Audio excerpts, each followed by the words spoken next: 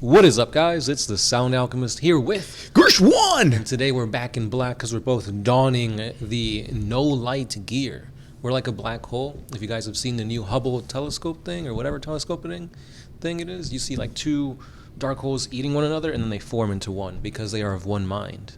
Yep, that's gonna happen to us. We're gonna just keep circling each other until we become one. And with that being said, Sound Alchemist, Gersh1! and we are One Mind Syndicate. It's for the greater. This is a video series where we answer the questions left by you, the viewer. If you have a question for us, comment down below. Put a question in front of your question because we get those questions first.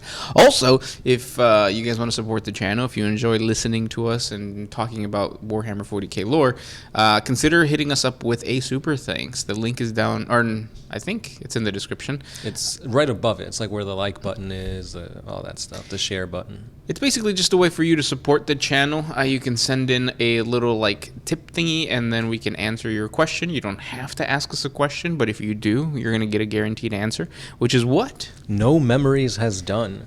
His super thanks question is, thanks guys, here's my question. What happened to the Iterators, and did any survive the Horus Heresy and the rise of the Ecclesiarchy? If so, what did they do, and are there any still around? Good question, and I think we need to explain what an Iterator is first. Yes, so the Iterators were basically the people that spread the enlightenment of the Emperor during the Great Crusade. So the Great Crusade went into the galaxy and basically reclaimed lost human civilizations into the Imperial fold. Back then, the Emperor was not a god. He was flesh and blood, and he was out there not really fighting with them, because at this point, he had already retreated to Terra to work on the Webway project and all that stuff. So Horus was the guy in command. So, for example, we follow Horus taking a planet through conquest, and then the Iterators go in and they talk about science, logic, how the Emperor is the true Emperor and we should all follow him. And that is kind of how they integrated worlds into their civilizations through speech, through, war, but it was mostly to kind of get people on the same page and start preaching, or not preaching, but practicing the truths. The truths, yeah. It's not the imperial truth, because once we get to the heresy, we find out that the Emperor was pretty much lying the whole time. Because the Emperor said there's no such thing as gods, there's no such thing as demons, and look, there's chaos, there's demons. So all that basis of the imperial creed, I guess you could say, the imperial truth, was just shattered. And now it's like, well, there's no reasons to have Iterators, because what they were trying to practice and push onto other civilizations has been declared completely false. Yeah. Now, the Emperor knew that he was lying? Like, he wasn't, like, just ignorant of the... It's up for debate. I think the Emperor always knew the truth, because, rumors and thoughts and beliefs have been going around saying that the Emperor already worked with chaos, and that's how he managed to create the Primarchs through chaotic deals and stuff like that. So I'm pretty sure he knew, but still he was putting all of humanity under this lie. Yeah. And who do you think, like, took on the role of then... Because, obviously, knowledge is still important. Yeah.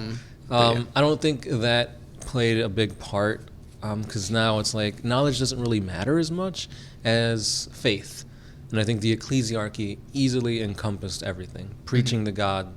the God Emperor theory, the belief in when you die you go into the army of the light and you help the Emperor through that means. So I think that is what replaced the Iterators and any scholar, politician, that kind of thing. They're still there, but clearly the Ecclesiarchy is powerful.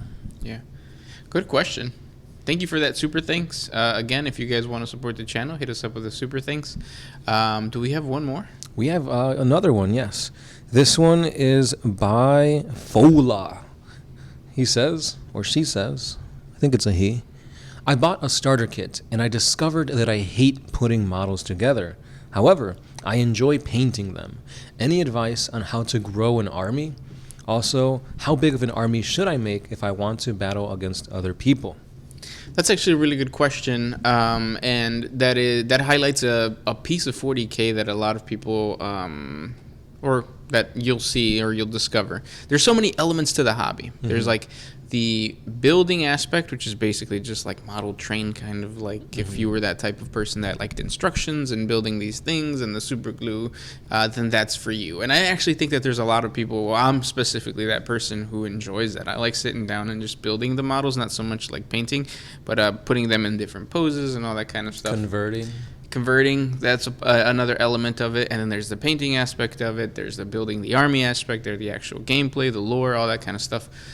So what I would say is if you don't like one aspect of the hobby, contract it out. Yes. Just buy models that are already built. You could also...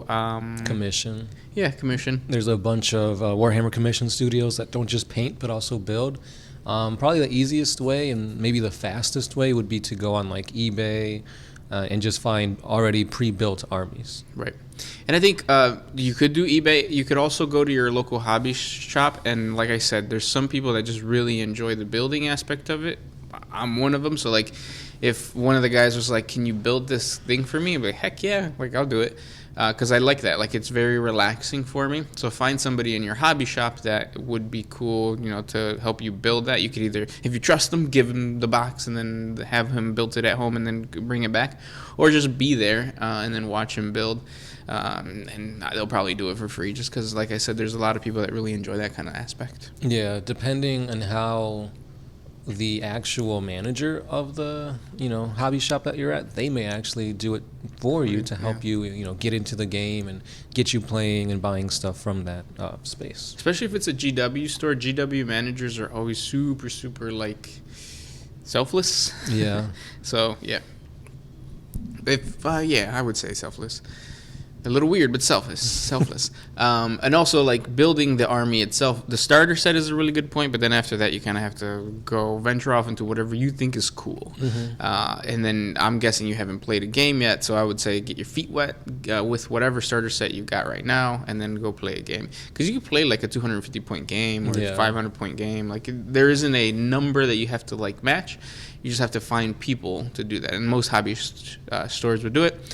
Or again, like if you can't find a player in the hobby shop, the GW manager or the manager of the store will probably be like, heck yeah, like I'll help you, because then that just means that you'll come back and buy more. Right. If you are trying to go to like tournaments and stuff like that, usually they're anywhere around the ballpark of like 1,500 points to 2,000. Or just talk to your friends, you know, say, hey, we're going to start playing games at around 1,500 points. Or we're going to just buy a, you know, starter kit and just play combat patrols for 500 points. So it's really about talking to people and see at what point level they're, you know, ready to play. Because obviously the more points you get, the more money, the more time you have to spend on this hobby. So if somebody isn't as ready to spend, you know, $1,000 to get a 2,000 point army ready, then yeah, you probably don't want to spend that money and then never use, you know, those models. Right, yeah. Good question though, and thank you for the super thanks. Again, if you guys want to support the channel, the super thanks is right there. Let's get to the regular questions now. This one comes from the big one. We actually have one more super thanks. Oh. This one is by Fabian Hernandez. How would a chapter of Space Marines do in the Dark Continent from Hunter x Hunter? Also, Puro 956, ka? 956 is Texas. It is. Laredo. And you know what SpongeBob said about Texas? No. They know. They know. But yeah, so Space Marines in Hunter x Hunter, they're going to be pretty powerful. They're going to wreck. Yeah. Because Hunter x Hunter, it's pretty much, from what we've seen, humans going up against humans, and they have some type of, like, superpowers, I guess you could call it that. What does the main dude from Hunter x Hunter have? Punching. Really? He's like one of the green, right? Yeah, Gon. Yeah, he has like rock, paper, scissors, so he's like, he can punch hard, and then he's like adapted that to make like a blade and stuff like that. So, yeah, they're pretty powerful, because even in Hunter x Hunter, like people with like just straight up guns can be a threat. Yeah. And Space Marines have tactics, powerful weaponry. Power armor. Yeah, depending on if they're librarians, they could be, you know, to that Psychers. level. Yeah. But yeah, I mean, no matter what, I feel like the whole system of battle for Hunter x Hunter isn't to that level yet. I mean, yeah, you do have some outliers that can outright just like obliterate them. Like if they go against the Ant King, Meruem, I think he's got it. But yeah. Yeah, I mean, they'll be alright. They'll do alright.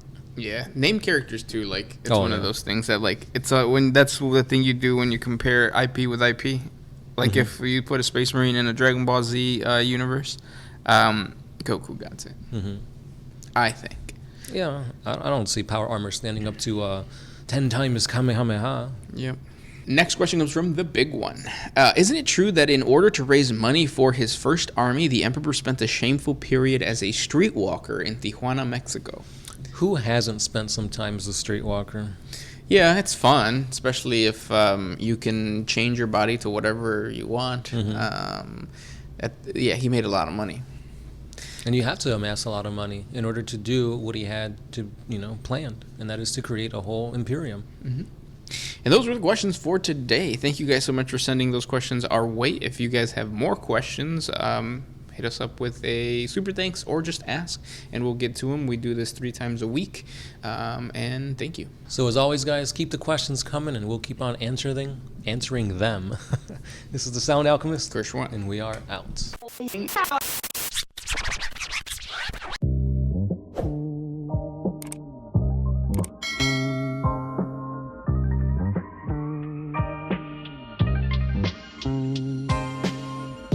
Oh, I did the